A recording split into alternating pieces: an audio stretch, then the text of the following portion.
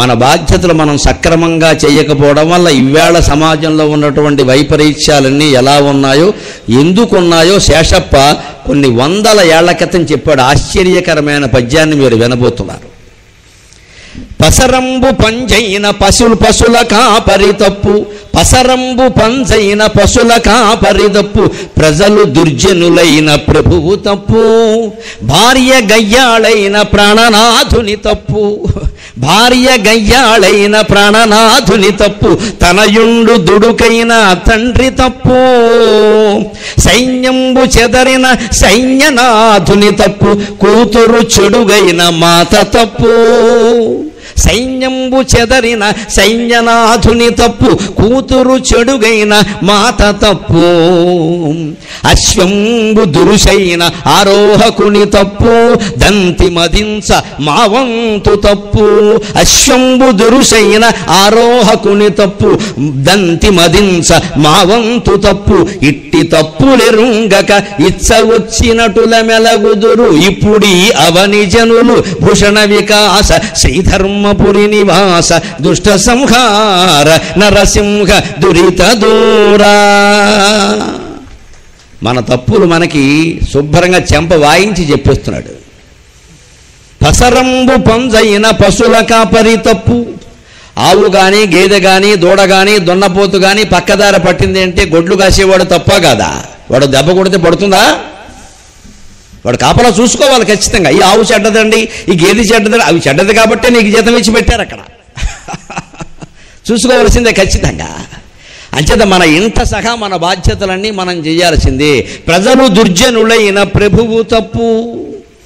ప్రజలు తప్పుడు మార్గంలో ఆలోచిస్తున్నారు, ప్రలోభాలకు లొంగుతున్నారు, 2000 తీసుకుని ఓటేస్తున్నారు అంటే ఖచ్చితంగా నాయకుల తప్పే. నాకేం మొహమాటం లేదు చెప్పడానికి.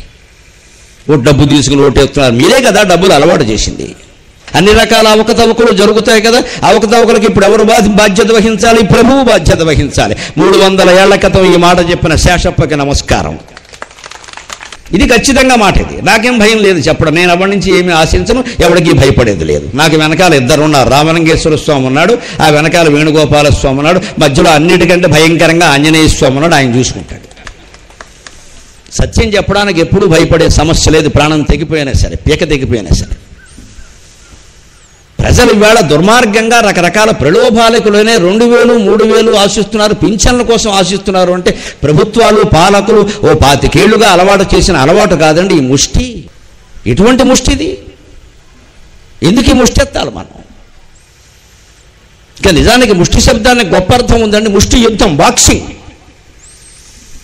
ధైర్యంతో ఉండేనా సరే మనం సంపాదించుకోవాలి కదా. అటువంటి దానికి వాళ్ళు 1000 ఇస్తారు, 2000 ఇస్తారు, 3000 ఇస్తారంటే చేయి చాపేస్తున్నామే. ఇంత దౌర్భాగ్యం ఎందుకు వచ్చింది? మనకి ప్రభుత్వాల మీద నమ్మకం పోయింది. వీళ్ళు ఎలాగో మెంగుతారు, మనకి ఏదో భారత్తే తీసుకుందాం, ఎందుకు వచ్చిన గొడవ? ఇదే ఆలోచన. వాళ్ళు ఎలాగో మానరు, వాళ్ళని ఎవరూ మార్చలేరు, మనకు భారతైతే మనం తీసుకుందాం, మనకు వచ్చేది ఎందుకు వదులుకోవాలి? ఈ ఆలోచనలో ఉన్నారండి ప్రజలంతా. ఈ ఆలోచన నుంచి బయటపడాలి. అందుకని శేషప్ప చెప్పింది నిజమా కదా? ప్రజలు దుర్జనులైన ప్రభువు తప్పు.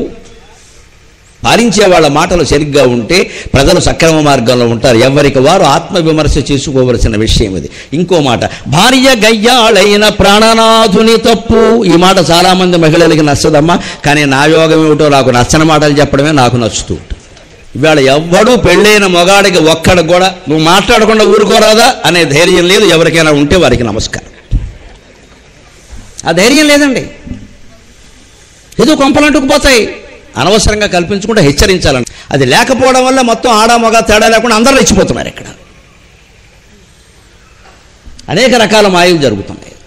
చివరికి మొగాడికి వైరాగ్యం వచ్చేస్తుంది. ఇక్కడ వాళ్ళ కర్మానికి వాళ్ళు పోతారు. ఏం పోరు, నీ కర్మే ముందు పోతుంది అందరికంటే. కుటుంబానికి నువ్వు యజమానివి. ఈ కుటుంబం ఎవరిదంటే మగాడి పేరు చెబుతారు ముందు. ఖచ్చితంగా భర్త ఇంట్లో అందరినీ అదుపులో పెట్టవలసిందే. దానికి ఉపయోగించవలసిన మంత్రాలన్నీ ఉపయోగించవలసింది. ఆ మాత్రం నైపుణ్యం లేకపోతే పెళ్లి చేసుకోవడమే అనవసరం. ఇది పెత్తనంగా భావిస్తే ఎవరేం చేయలేరు. ధర్మాన్ని కాపాడు. కుటుంబానికి ఒక ధర్మం ఉంటుందమ్మా. ఎన్ని రకాల అభిప్రాయ భేదాలు ఇంట్లో ఉన్నా సరే ఒక మాట చలామణి కావాలి. నోరు మూసేయాలి మిగిలిన వాళ్ళందరూ. ఆ రకమైన కాస్త ధైర్యం ఉండాలి మనిషికి. ఏమిటవుతుంది చెప్తే వినరండి, రేపొద్దున వీధులు పెడితే ఎవరు చూస్తారు ఎక్కడ చెప్పాలి అంతే ఖచ్చితంగా. అబ్బాయి ఈవేళ భార్యకు కాదండి, భర్తకు కాదండి, పిల్లలకి చెప్పలేకపోతున్నాం మనం. అందుకే చెబుతున్నాడు తనయుండు దుడుకైన తండ్రి తప్పు. 16 ఏళ్ల కుర్రాడు కాదు 12 ఏళ్ల కుర్రాడు మాట వింటలేదండి ఈవేళ. డాడీ నీకేం తెలియదు, చెంప పీలిపోవాలి వెంటనే, నాకు తెలియకుండా నువ్వు పుట్టెవరా సన్నాసి అని. డాడీ నీకేం తెలియదు ఎలా అంటాడండి వాడు ఆ మాట, ఇంగ్లీష్ మీడియం అయితే మాత్రం ఆ మాట అంటే పెళ్ళిపోద్ది వెంటనే. ఆ ధైర్యం లేదు ఎవరికి. పిల్లలు ఇంట్లోంచి వెళ్ళిపోతారండి, పోతే పోనేయండి, శని వదిలిపోతుంది. అన్నిటికీ భయపడ్డాం చివరికి పిల్లలు తల్లిదండ్రులు బెదిరించే స్థితికి వచ్చింది ఈవేళ. మగ పిల్లలు ఆడపిల్లలు అందరూ బెదిరిస్తున్నారు తల్లిదండ్రులని. ఏమన్నా అంటే మేము చచ్చిపోనేయండి, ఓసారి ఏడుస్తామమ్మా, ఓసారి ఏడుస్తాం. రోజు జీవితాంతం ఏడవడం కంటే 10 రోజులు ఏడవడం మంచిది కదా. ఈ తెగింపు ఉండాలి మనిషికి. ఇది భక్తి జ్ఞాన వైరాగ్యాల ద్వారా ఉంటుంది. అందుకని చెబుతున్నాడు తనయుండు దుడుకైన తండ్రి తప్పు. కొడుకు దురభ్యాసపరుడయ్యాడు, దుడుకుగా మాట్లాడుతున్నాడు, ఎప్పుడో వెడుతున్నాడు, ఎప్పుడో వస్తున్నాడు, ఎప్పుడు వస్తాడో తెలియదు అంటే తండ్రి తప్పు ఖచ్చితంగా. కూర్చోబెట్టి అడగాల్సిందే, గోమే కొట్టాల్సిందే.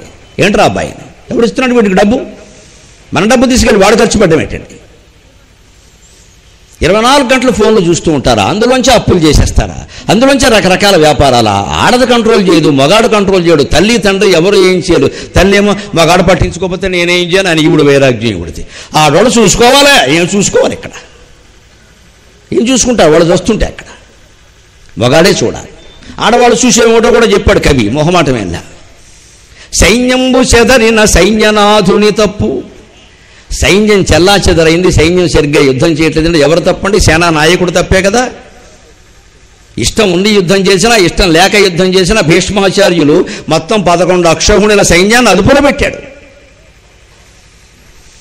అంచేత నువ్వు సైన్యాధిపతిగా పదవి ఒప్పుకున్న తర్వాత బాధ్యత ఖచ్చితంగా బాగా చేయవలసిందే. లేకపోతే ఇష్టం లేకపోతే ఒప్పుకోకు, వెళ్ళిపో. ఒప్పుకున్నావు అని నాకు ఇష్టం లేని బాధ్యత అప్పగించారు, తీసుకోకు, తీసుకున్నావు చేయాల్సిందే. సైన్యం చల్లాచెదరైంది, సైన్యం సరిగ్గా పనిచేయట్లేదు, సైన్యనాథుని తప్పు.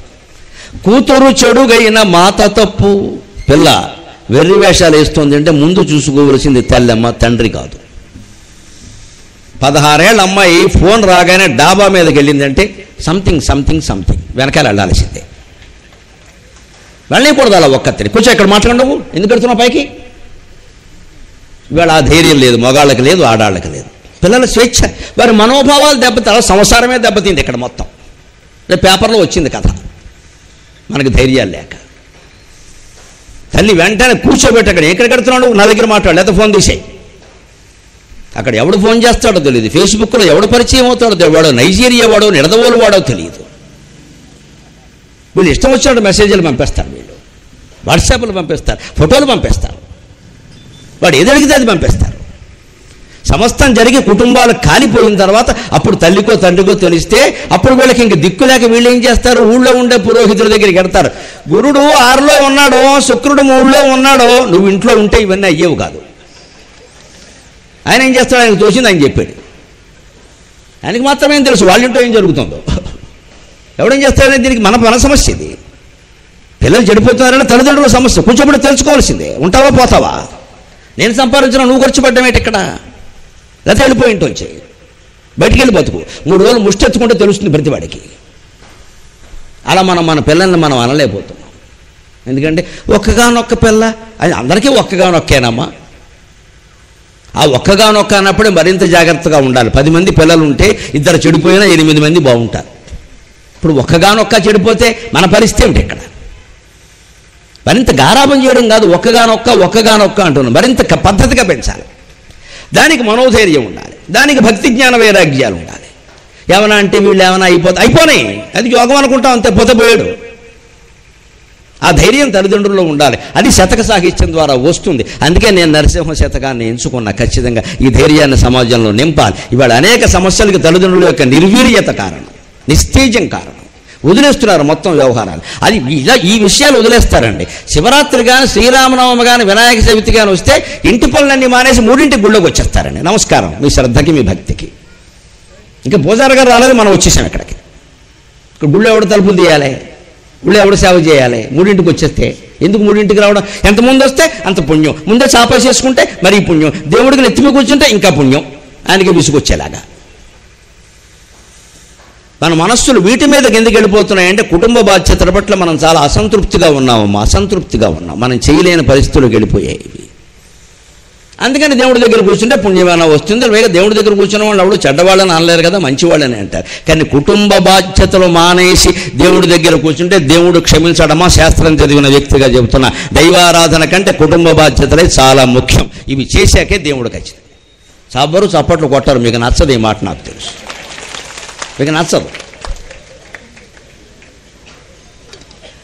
మీరు ఎన్ని పాపాలైనా చేయండి, దేవుడు మొగుడు ఆసుపత్రిలో ఉండగా మీరు గుళ్ళో ఉండండి, పెళ్ళాం ఆసుపత్రిలో ఉండగా మీరు ఆశ్రమంలో ఉండండి, బాగా నచ్చుతుంది. ఎన్ని పాపాలైనా చేయండి దేవుడు క్షమిస్తాడంటే ఆ మాట నచ్చుతుంది. మీ బాధ్యతను మీరు సక్రమంగా చేయమంటే నచ్చదు. కానీ నా జాతకం ఏమిటో నచ్చని మాటలు చెప్పడమే నాకు నచ్చుతుంది. మరి మీ పద్ధతి మీరు మార్చుకోనంటే నా పద్ధతి నేను మార్చుకుని దానికే ఉంది. చెడ్డ పద్ధతే మారినప్పుడు మంచి పద్ధతి ఎందుకు మారాలండి? చెడ్డ పద్ధతి మారకపోతే మంచి పద్ధతి మారుతుందా? అంచేత సత్యం చెప్పాలనుకునేవాడి మాట ఎలా ఉంటుంది అంటే, నచ్చకపోతే చెప్పడం నా పని కదా, పుస్తకం ఎందుకు చదివాము? నచ్చిన వాళ్ళకే నచ్చుతుంది. అందరినీ ఎవరి బాధ్యతలు వారు చేయడం మానేసి, అదుపులో పెట్టవలసిన బాధ్యతలను కూడా అదుపులో పెట్టకుండా మానేసి, మొత్తం అన్నీ వదిలేసి దేవుడా నువ్వే దిక్కంటే దేవుడేమంటాడు? ఆయనకేం పని? పోతే పోని, ఉంటే ఉండని. మన పిల్లలు మనకా ఆయనకా? సైన్యంబు చెదరిన సైన్యనాథుని తప్పు, కూతురు చెడగైన మాత తప్పు. ఇంకొక మాట జంతువుల విషయంలో కూడా, అశ్వంబు దురుసైన ఆరోహకుని తప్పు. గుర్రం సరిగ్గా నడవలేదు అంటే రౌతు తప్ప కదా? నడిపించే విధానం తెలియాలి. కుటుంబమేనా అంతే. దంతి మదించ మావంతు తప్పు. ఏనుగు మదించి తిరుగుతుంది వశం కాకుండా అంటే మావటీయుడు దాన్ని సరిగ్గా చూడలేదన్నమాట. పడవలసిన చోట అంకుశంతో పడవలేదన్నమాట. ఇట్టి తప్పులెరుంగక ఇచ్చ వచ్చినట్టుల మెలగుదురు ఇప్పుడు అవని జనులు. ఇలాగ భూమండలంలో ఉండే జనులు ఎవరు కూడా తమ తప్పు తాము తెలుసుకోకుండా ఏదో మొత్తం లోకం సరవ్వాలి, రాజకీయాలు బాగుండాలి, ఏమన్నా అంటే గుళ్ళోకి వచ్చి అందరూ నాయకుల బుద్ధులు మారాలని ప్రార్థన చేస్తున్నాం అంతే. మన బుద్ధులు మారాలని మనం ప్రార్థన చేస్తాం. మనం డబ్బు 2000 తీసుకోవడం మానేయడం. ఇక్కడ మనం మాత్రం తీసేసుకుంటాం. పైగా లేని వాళ్ళు తీసుకోవడం కాదండి. నేను విన్నది ఏమిటంటే, ఉన్నవాళ్లే శుభ్రంగా కబురు చేసి మా ఇంట్లో 5 రోడ్లు ఉన్నాయి, 5 రోడ్లు 10,000 పంపండి అని అడుగుతున్నారట. నమశివాయ. ఇంకా ప్రజాస్వామ్యం బతికినట్టే. ఇక్కడ ఉన్నవాళ్ళు కొన్ని కూటికి లేని వాళ్ళు తీసుకున్నారంటే అయ్యో ఏమీ లేదు, వాళ్ళకి వచ్చే డబ్బు అదే కదా, ఏదో ఏడిచారులే అనుకోవచ్చు. మొన్న ఎన్నికలు 2019లో జరిగినప్పుడు నేను హైదరాబాద్లో ఉంటే మా వాచ్మెన్ 2 రోజులు సెలవు పెట్టి వెళ్ళిపోయాడు. వాచ్మెన్ ఏమయ్యాడంటే ఇంటికి వెళ్ళాడు అన్నారు. సరే వాడు ఊరే నాకు తెలుసుగా, అందుకే ఎలా వెళ్ళావు ఏమిటని, వాడు వచ్చాక ఎందుకు వెళ్ళాడో తెలుసు కదా, వెళ్ళాక వచ్చారు. ఎలా వెళ్ళొచ్చా ఏమిటన్నా, ఎన్నికలకి వెళ్ళానన్నాడు. ఏమి ఇచ్చారు ఏమిటన్నా నేను సరదాకి. మహారహస్యాలు అక్కడే తెలుస్తాయి, మామూలుగా తెలియదు. వేదికల మీద అంతా నీతులు మాట్లాడతారు. ఓటేసి ఎవరికేసాం చెప్పకూడదు కదండి. నీ రహస్యం బంగారంగా, రాజ్యాంగం కూడా ఇంత రహస్యంగా ఉండదురా అనుకున్నాను నేను. సరే పోనీ ఎవరికేసావు నాకెందుకులే, ఏమి ఇచ్చారు ఏమిటన్నాను. చెరువు వెయ్యి ఇచ్చారండి అన్నాడు, ప్లస్ ఖర్చులు కూడా ఇచ్చారండి అన్నాడు. మరి ఎవరికేసావన్నాను నేను. మరి అప్పుడు నేను ఇంకో ధర్మశాస్త్రం చెప్పా. మరి ఒరే నువ్వు నిజంగా డబ్బు తీసుకుని ఓటేసేటప్పుడు నీకో నీతి ఉండాలి కదా, ఎవరి దగ్గర తీసుకున్నావో వారికే వెయ్యాలి కదా, ఇంకోళ్ళకి ఎలా వేస్తావురా? ఇద్దరి దగ్గర ఎందుకు తీసుకున్నావంటే, ఈ చెరెప్పుడు తీసుకుంటే తప్పే ఉందంటే మన ఇష్టం వచ్చినోడికి వేసామండి అన్నాడు. ఎవరికి వేసాడో నాకు అర్థమైంది రిజల్ట్ వచ్చాక.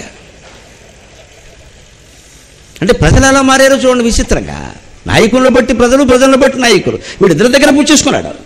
పైగా నేను ఇంకోటి అడిగా, నా సరదా నాకుంటుంది. అటువంటి వాళ్ళ దగ్గర నిజాలు తెలుస్తాయండి. మన పెద్ద పండితులు అంటే కుదరదు అక్కడ. వాడు గురువు, నేను శిష్యుడు, కూర్చోవలసింది. నాకు ఇంకో రహస్యం చెప్పరా అన్న. ఇప్పుడు నీకు ఇష్టమైన వాడికి నువ్వు వేసావు, బాగానే ఉంది, ఆయన దగ్గరే పుచ్చుకోవచ్చు. నువ్వు ఎవరికి వేయదలుచుకోలేదో వాడి దగ్గర పుచ్చుకోకుండా ఉండొచ్చు కదా. నేను వేయనండి, మీకేం తెలుసండి, మీరు అనండి, చేతకోటి ఎత్తర పట్టుకున్నాడు. ఇది ఉందమ్మా. ఇచ్చినప్పుడు పుచ్చుకోకపోతే అనుమానిస్తారండి. మనం వాళ్ళకి వెయ్యమని చెప్పి ఓటింగ్కి వెళ్ళనివ్వరండి, అంచేత మనసోమయం పోయింది, పుచ్చేసుకోవడమే అన్నాడు. ఇప్పుడు అంటే ఏం జరుగుతుంది? డబ్బుల్లా ప్రవహిస్తున్నాయి, ఓటింగ్ మాత్రం ఇష్టం వచ్చినట్టే జరుగుతుంది. మరి ఇది ఎందుకు ప్రవహిస్తున్నట్టు అర్థం కాదు. అదే జగమే మాయ. అందుకే శంకరాచార్య జగత్తును మాయ అన్నాడు. వివేకానందుడు చెప్పాడు దానికి నిర్వచనం. మాయ అంటే ఏమిటంటే ఈ ప్రపంచం ఎలా నడుస్తుందో యథాతథంగా తెలియజేసే మాటే మాయ అన్నాడు. ఇదే మాయ. ఓ పక్క డబ్బులు పంచారా, మద్యము పంచారా, అయినా ఎవరికి వేయాలనుకున్నారో వాళ్లే వేశారా. మరి పంచిన వాళ్ళు మాయలో పడినట్టే కదా, అనవసరంగా పోయినట్టే కదా. అలాగని వాళ్ళు పోయారనడానికి లేదు. నెగ్గారు కొందరు, నెగ్గలేదు కొందరు.